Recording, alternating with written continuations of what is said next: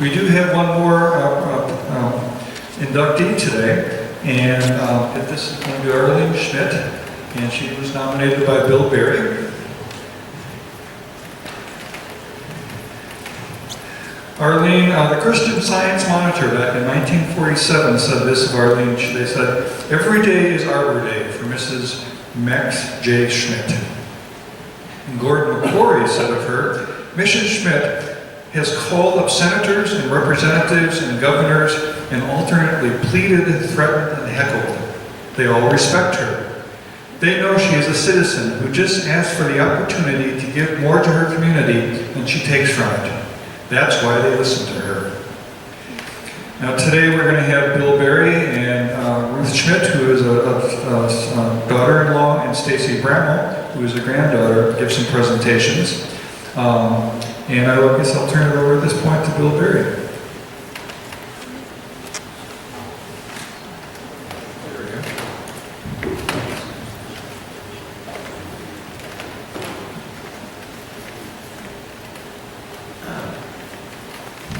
Thanks, Michael. John, honestly, we're getting close to the end here, folks. Moving along. And if you'd like to stand up, that's fine. I'm happy to be here, and I'm old enough to say I knew Don Johnson, not well, but I knew him enough to be encouraged by him and talk to him several times. Doug, I remember talking to you on the phone a few years ago. These things take time.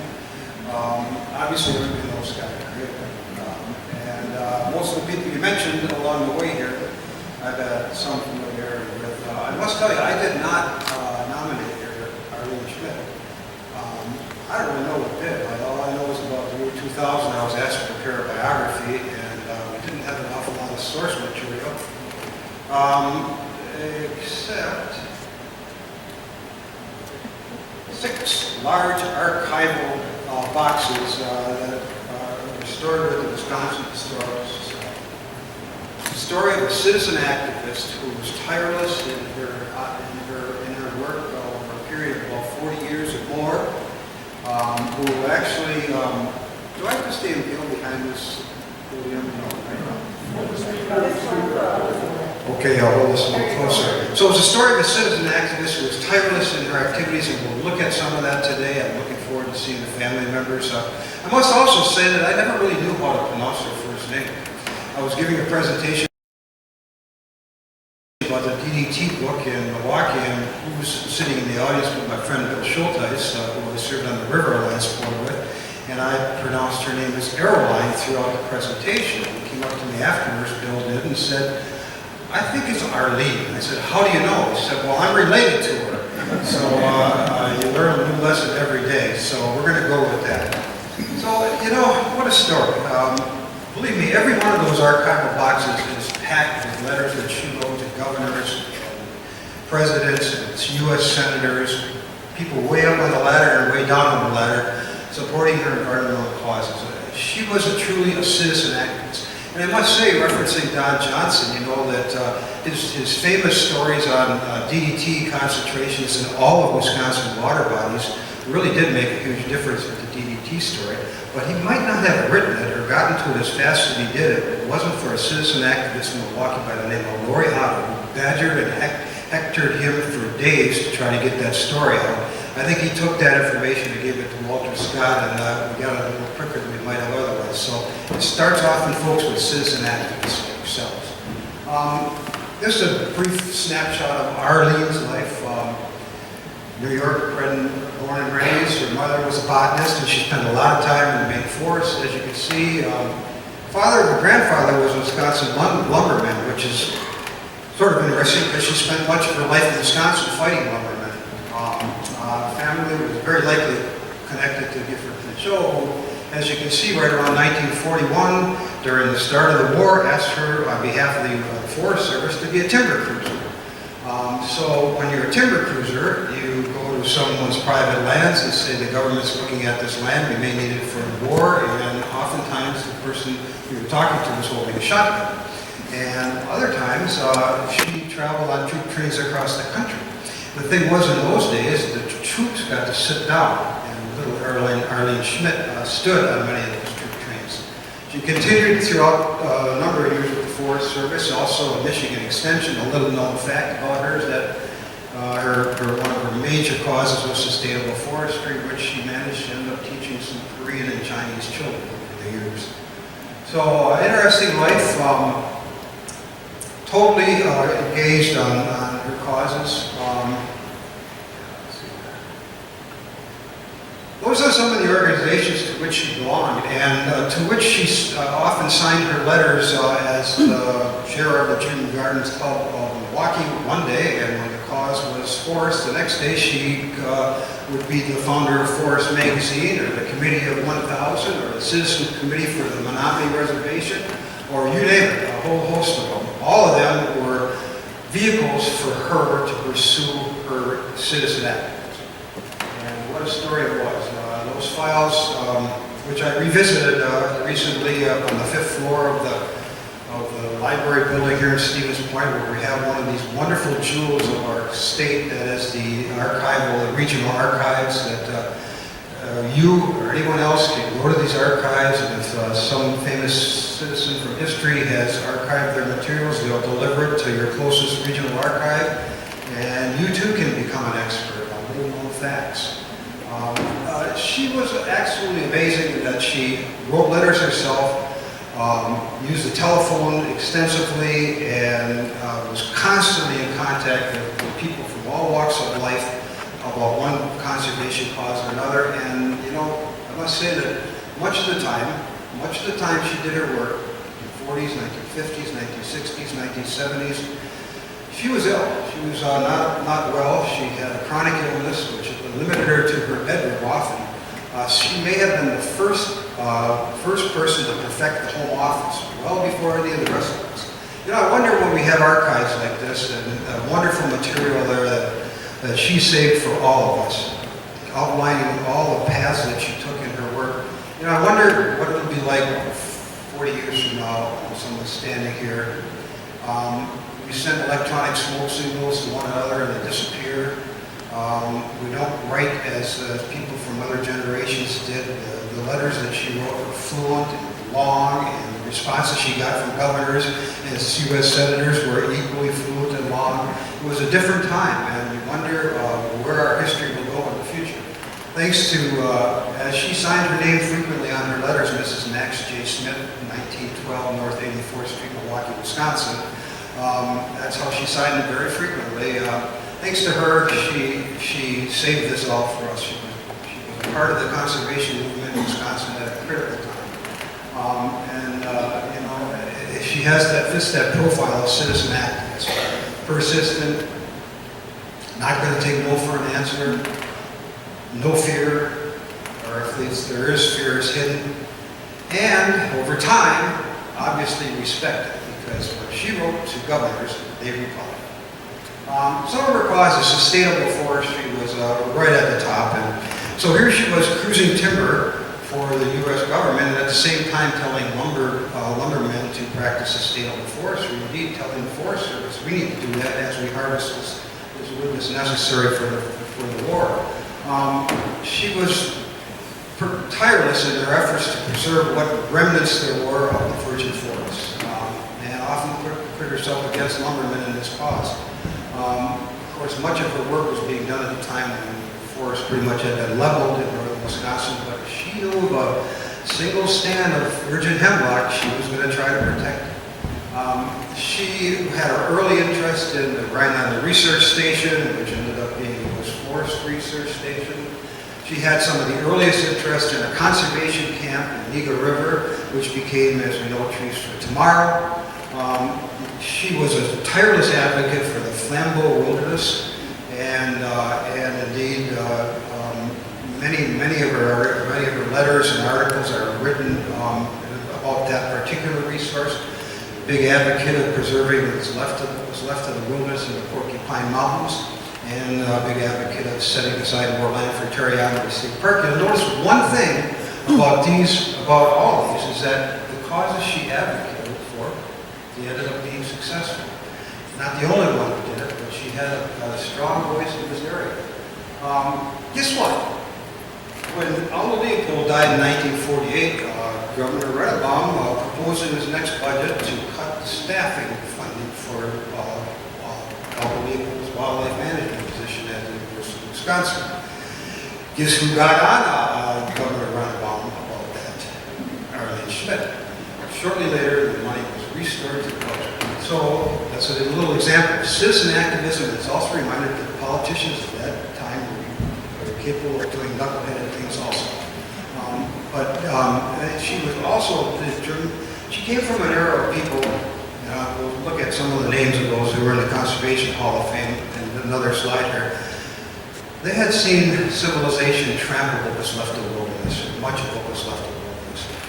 They had seen the great northern forest level and the great grasslands of southern Wisconsin mowed over. They watched trees fall on behalf of highway projects. They simply came from a time when they looked around them and said, we have to do something if we're going to have anything left of our natural world. And so she was from that generation, and many of them became enshrined in the Conservation Hall of Fame later, people who said, wait, stop, let's step back and take a look at what we're doing. So obviously we heard about her meet the DDT ban previously. The first organizational meeting of the Citizens Natural Resource Association, which pursued the ban on DDT, was held at the home of Mrs. Max J. Schmitt. It was the organizational meeting of what CNRA later would become a major force in that particular battle. One day she was advocating to save the Olympic Peninsula in Washington, and literally the next day, she would be telling state officials that there is one chestnut tree left in Whitewater, Wisconsin, we need to save it. This is the breadth and depth of her activities. She was tireless, and there was not a conservation issue that didn't interest her. In her own words, kind of what captures what many of the conservation figures at the time talked about, loss of our natural assets, and the causes included DDT, obviously. She also could be very pointed in her letters. Look at the one she wrote to Lester Blake, who was the director of the Conservation Department in 1950. I have been shocked with the proposal to place mourning dove on the game birds, as the Wisconsin Conservation Program has been such a failure that you must now stoop to this level. Well, he replied to it, by the way. DCF was the great lumberman of northern Wisconsin and a member of the Conservation Hall of Fame. Here's what she wrote to him. She was very upset that those people were cutting some hemlock near Moose Lake in 1942. Things just went on and on. Her contacts were up, across, and all over. These are just a few of the people she wrote to. Yes, she had correspondence with Joseph McCarthy. She invited him to the conservation camp in Eagle River, to which he replied, thank you, but I'm busy. All of these people had correspondence with her and replied to her. And certainly she wasn't alone in this era. Basically, in the time she lived and did her work, these were the people who were working on conservation in Wisconsin at the same time. I'd be remiss if I didn't mention these three Haskell-Noyes, one J.P. Haber, and Dahlberg. Is Chris Thomas back there yet? Chris knows a lot about this story, the creation of the Wisconsin Conservation Commission, an actual citizens commission to oversee the activities of the Wisconsin Conservation Department. It was first proposed in 1927 and ended up being created years later, and those three men who she worked very closely with were also some of the key figures in that early Conservation Commission. Often corresponded with Aldo Leopold, one of her best friends and traveling companions, Romaine Woody. This is just a who's who of Wisconsin conservation history at that time. Every one of the people I mentioned here, her files includes correspondence with them. So she was talking with the people who were making things happening, and she was definitely doing it herself. This is an idea of the kinds of people we inducted in this Conservation Hall of Fame. I just took a look at the names of these people, and some of them had jobs in the conservation world, but most of them would tell you probably that they were conservation activists and citizen activists first. And this is where the action takes place, folks. And so these are just a few of the people who who did the same kind of work that Arlene Schmitt did. So, just a brief snapshot of a life totally well lived, totally dedicated to the conservation cause, and someone who, after going through 6 boxes of archival material I never met, I feel like I know. So thanks for being here. Thanks for honoring these great people, and I'm so happy that someone like Arlene Schmitt, after all these years, is going to be inducted into the Conservation Hall of Fame. So the family members will be joining us, and I can't wait to hear from you.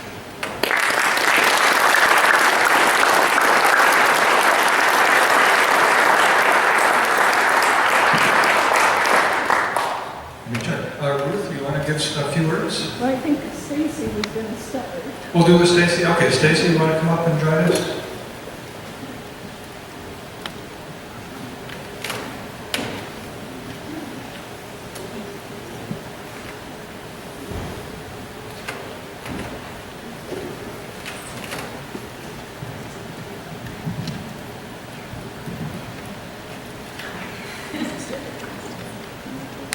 Sorry, I was expecting to go out of reverse.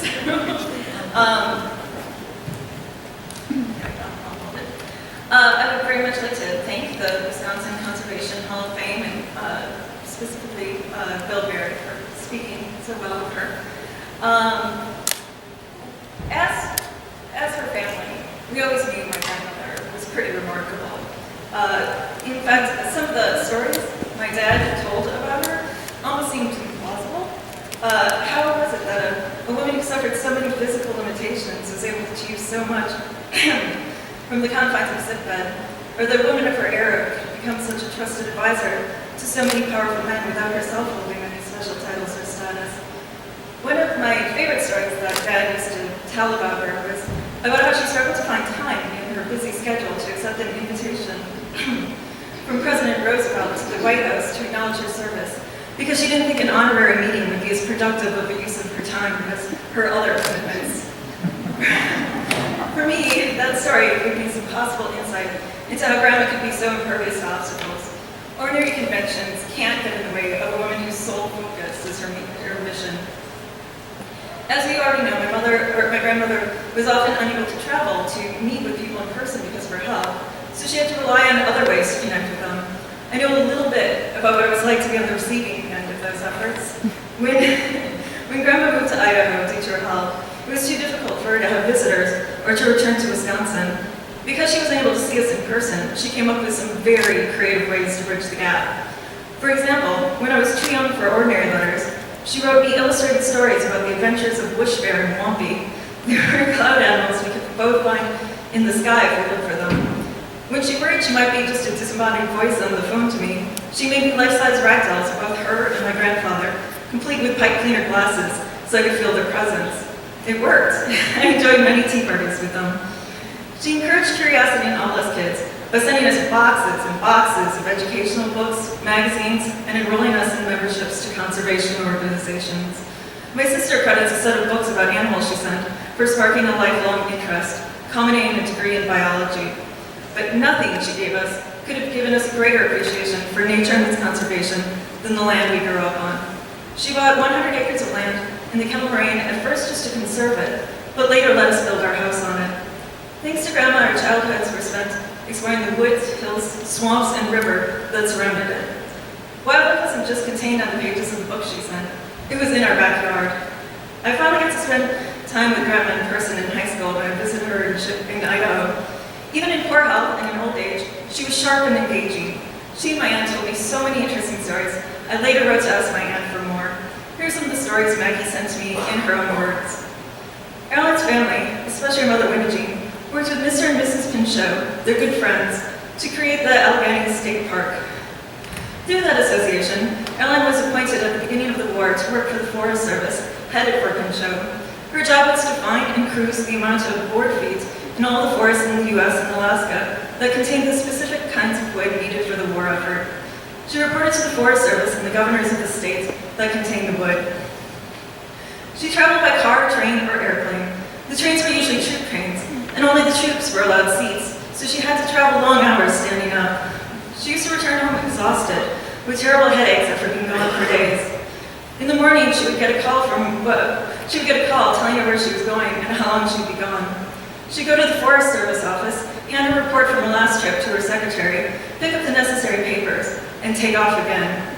Toward the end of the war, she worked with governors, writing legislation necessary to keep the forest protected. As a result, she had many threats on her life from Jibbo loggers, and companies hired thugs when they didn't want to comply with the laws. Dad worried about her when he didn't hear from her, and often called her boss. She was the only woman doing this kind of work that we knew of, at least in the eastern region, which is still based in Milwaukee. After the war, she continued working for the Forest Service. During that time, she and others created conservation organizations which specialized in different areas. Often she wrote legislation for the federal government, state and local too. When she went to Washington, D.C. for a hearing before a congressional committee, she only had enough money for her transportation and her room, but not enough to buy dinners, so she made excuses and ate in her room. When she got home, she was sick from exhaustion and lack of food. Sometimes I would drive up to Madison with her to hearings on state bills. She was a small person, so she'd be lost in a crowd of big lumbermen trying to browbeat her. She never backed down, and they admired her for that, even though they didn't like her personally. I remember the first time I went with her, she said, "Watch, they will all show up wearing wool pants, boots, and plaid shirts. Don't let that intimidate you. They really wear suits to work." Mom always wore a business suit. Her accomplishments in service extended into other areas of the community as well. Mackie told me stories about how Grandma volunteered to teach nature classes at her school, including astronomy lessons about the stars and planets. She worked with juvenile Judge Breitenbach to champion children's causes. Mackie remembered going with her to pick up kids in trouble to take them to their parents. Sometimes the kids themselves would call for her help. She and my dad would also ride along when Grandma took buckets of flowers to shut-ins and sick people. Many she didn't even know. She worked on special projects for the city of Wauwatosa, later for the League of Women Voters, including addressing the world's water problems. She built a medical arts building in West Bend and ran it until she sold it to the doctors in it. All through the years, including the war, she was active in the Garden Club Federation. They gave a scholarship in name at the University of Wisconsin for a woman student in the field of conservation. As you can tell from all the stories you've heard today, she was pretty much unstoppable when she set out to do something. One of the greatest legacies my grandmother left behind was the example that there are very few obstacles that are truly insurmountable as long as you don't allow them to be. I hope her story inspires anybody who doubts her ability to make an impact to start by just picking up a pen or a phone. The progress that she and the others who have been honored here before her are depending on it. Thank you again for this honor and for also recognizing what an extraordinary woman my grandmother was.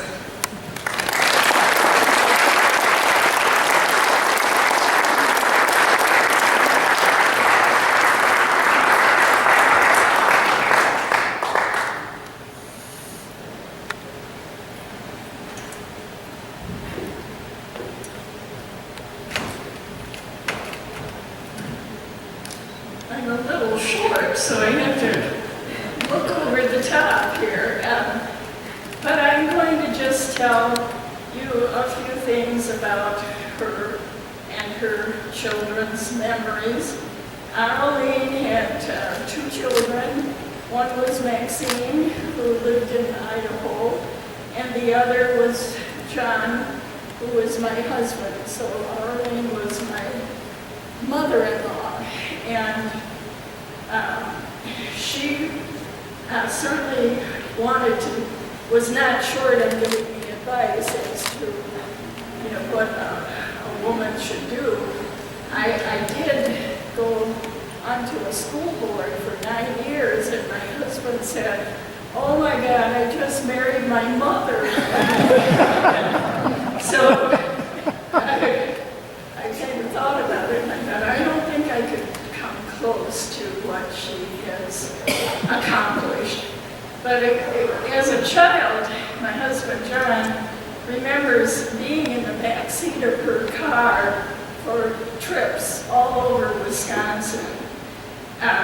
He, from early on, would come into their kitchen, and there would be sitting Governor Nelson, Senator Proxmire, other important officials. And so he would try to get a cup of coffee and exit as much as he could. She Aroline had straight, what do you call it?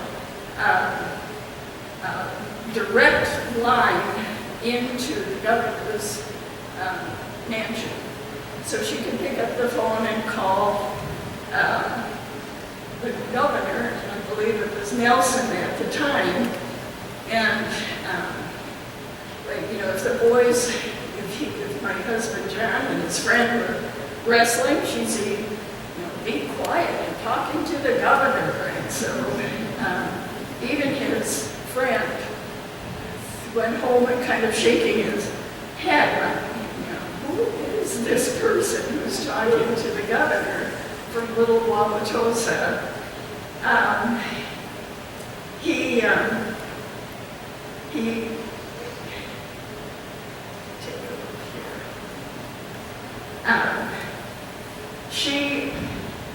Well then, the other thing that he told me that at Christmas time, Walter Scott was a very good friend of hers, and it was Christmas, so Arlene went shopping, and she told my husband and her son-in-law, you two get the tree up. As soon as Walter delivers that tree, I want it up when I get home.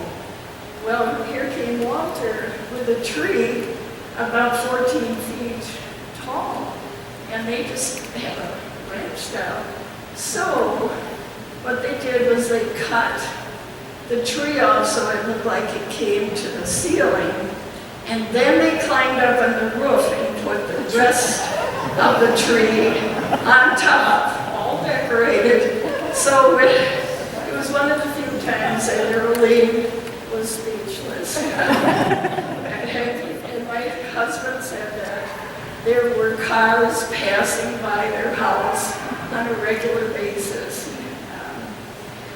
One of the things he told me was that my mother is a good cook, but she always burns the vegetables, so I was prepared before my first visit to meet them.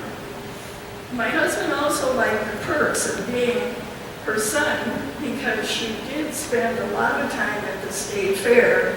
She was a president of the garden club, and I believe she did some judging and often was very involved in the flower show at the state fair.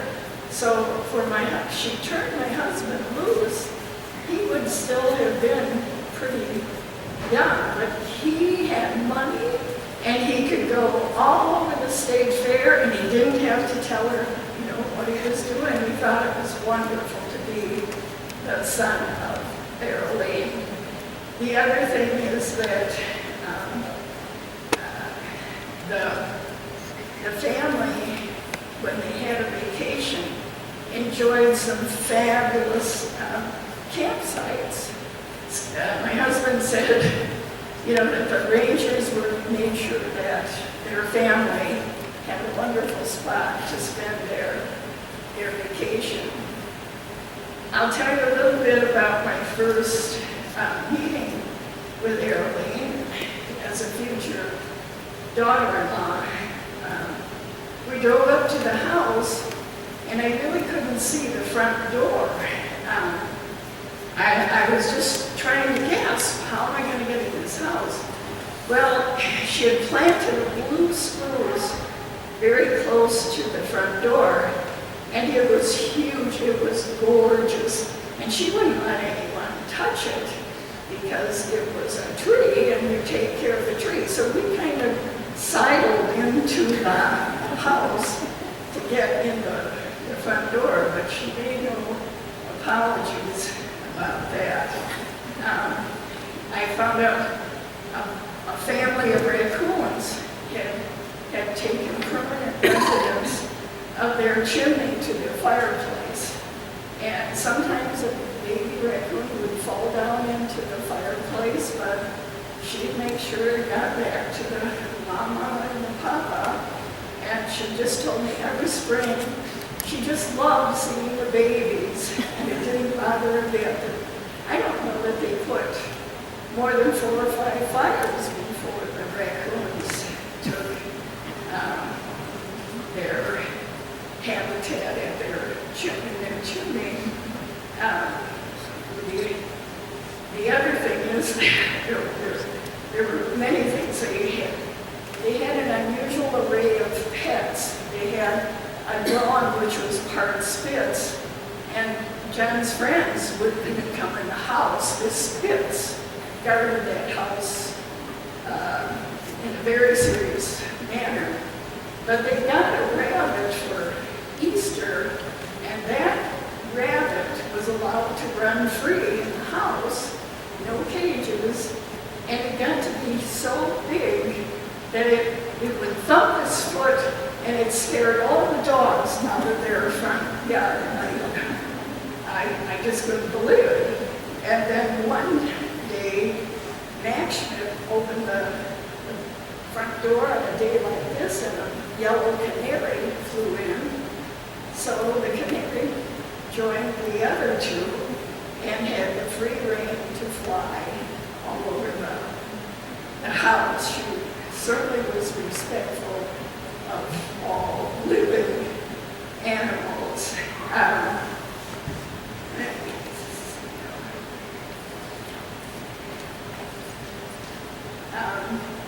I thought I'd tell you just a little bit about Aroline's health. When she was young, her father knew, her adopted father knew that she had an aneurysm in the brain, and she was always kept from any activities that were too taxing for her. So she had her own private library, and I think that's where she began to learn some pretty serious, just basic knowledge about conservation and biology and whatnot. But there came a time where she was either going to die or they had to do surgery in the brain. She, we believe, is the first surviving patient surviving from brain surgery. And she spent an entire year in bed. She had a typewriter, she had a TV, she had a telephone, so that even though she had a long period of recovery, she still was keeping up her correspondence, her phone calls, and doing whatever she could for a good cause. When she was up and around again, she had severe pain, and she had, her left side had no feeling, but she would never tell anybody about it, nor would she slow down. I don't think she missed a step during most of that year. And the doctor would be just amazed to know that she lived to be 90 years old and really did stay active with her loves. So this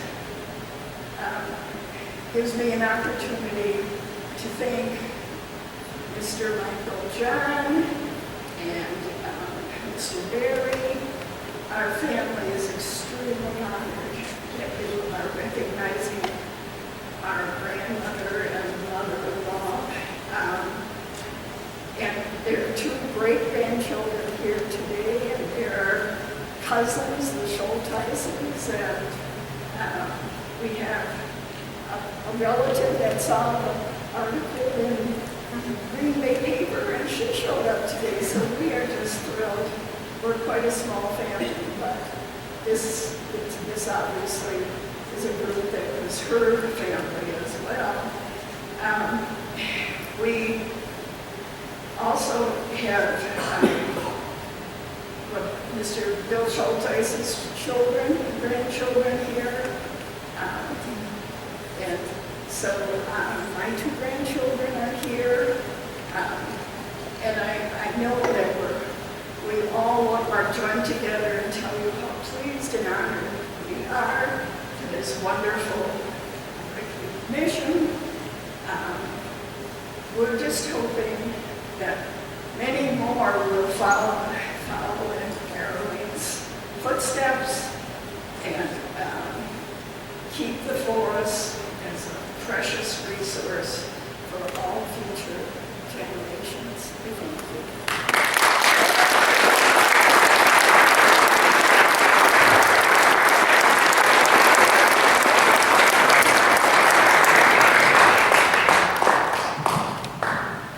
Thank you so much, Ruth. That was wonderful. Representative Schenkel, let's do one more here, and then we'll move on. Let you go to your next event. I know you have a busy life.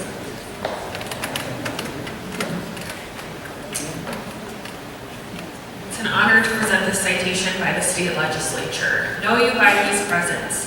Whereas every year the Wisconsin Conservation Hall of Fame inducts a small group of individuals into the Hall of Fame to recognize the important contributions each has made to natural resource management in the state. And whereas Aroline Schmitt has been chosen as a 2019 Wisconsin Conservation Hall of Fame inductee for her lifelong environmental activism in Wisconsin and dedication to advancing forest conservation efforts across the country.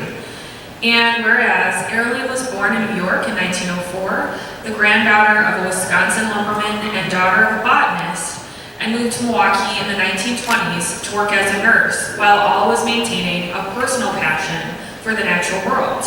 And whereas she channeled that passion into her work surveying timberlands in the West and helping to facilitate federal resource and land management programs for the United States Forest Service from the Second World War until 1961. And whereas during this period, she consistently advocated for sustainable forestry practices, personally lobbying politicians, conservationists, powerful interest groups, and industrial foresters by attending legislative meetings and maintaining a tremendous output of written correspondence. And whereas she founded, led, and worked for a variety of conservation organizations, including the National Forest Group, the Citizen Natural Resources Association, and the Wisconsin Garden Club Federation. And whereas Aroline fought as both an individual and a representative of the aforementioned organizations to achieve significant conservation milestones in Wisconsin and elsewhere, including the protection of the Flambeau State Forest, the acquisition of forest lands for the Wisconsin Conservation Commission, the protection of the Menominee Tribal Forest, and the establishment of several major conservation facilities that conduct critical work to this day. And whereas, despite the challenging professional culture for women during the years she was most active, and despite chronic health problems, Aroline upheld a lifelong and inspirational dedication to conservation advocacy. Now, therefore, the members of the Wisconsin legislature do hereby commend Aroline Schmitt for her lifelong dedication to conservation in Wisconsin and honor her for her induction into the Wisconsin Conservation Hall of Fame. Congratulations.